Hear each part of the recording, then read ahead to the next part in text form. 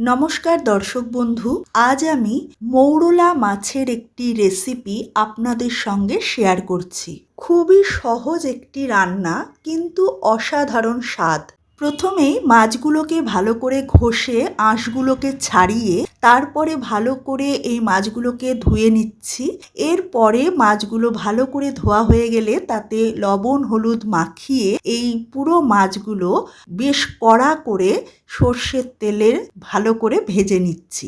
এই রকম ভাবে একটা পিঠ ভালো করে ভাজা হয়ে গেলে তারপরে মাছগুলোকে উল্টে আর একটা পিঠ ভালো করে ভেজে একদম কড়া করে, যাকে বলে মচমচে, ভাজাও খাওয়া যাবে, এই রকম ভালো করে ভেজে এই মাছগুলোকে তুলে নিচ্ছি। আর এই মাছ ভাজাটা আমি গ্যাসের ফ্লেম একদম লোতে দিয়ে ভেজে নিলাম। এবার এই মাছ ভাজার তেলে আমি কাঁচা পাকা চেরা লঙ্কা আর কাঁচা টমেটো দিয়ে একটু ঢেকে রাখলাম। ঢাকনা সরিয়ে টমেটোগুলোকে একটু নাড়াচাড়া করে এই তেলের মধ্যে আমি থেতো করে রাখা রসুন আর পাঁচফোড়ন দিয়ে দিলাম। এবার পুরো জিনিসটা ভালো করে নাড়াচাড়া করে খুন্তি দিয়ে টমেটোগুলোকে একটুখানি কেটে দিচ্ছি। লবণ দিয়ে এটাকে ঢেকে রাখলেও টমেটো একদম গলে যায়, কিন্তু আমি লবণ দিচ্ছি না, যাতে টমেটোগুলো তেলে ভালো করে ভাজা হয় সেই জন্য।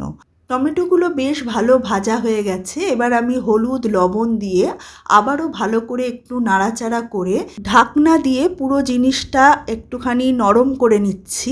এবার ঢাকনা সরিয়ে দেখেন এটাকে নাড়ছি, পুরো একদম নরম হয়ে গেছে। এবার আমি এর মধ্যে গরম জল দিয়ে ঢাকনা দিয়ে দেব। আর জলটা ফুটে উঠলেই এবার এর মধ্যে ভাজা মাছগুলো দিয়ে একটু সর্ষের তেল দিয়ে ওপর দিয়ে ধনেপাতা কুচি দিয়ে 15 থেকে 20 মিনিটের জন্য ঢাকনা দিয়ে রাখবো। আর গ্যাসের ফ্লেমটা একদম লোতে করে রাখবো। 15 মিনিট পর গ্যাসটাকে বন্ধ করে আরও 15 মিনিট আমি স্ট্যান্ডিং টাইম রেখে তারপরে ঢাকনা সরিয়ে পরিবেশন করব। দেখেন অসাধারণ এই ঝোলের টেস্ট। অবশ্যই বাড়িতে একবার ট্রাই করবেন আর কেমন লাগলো আমাকে জানাবেন।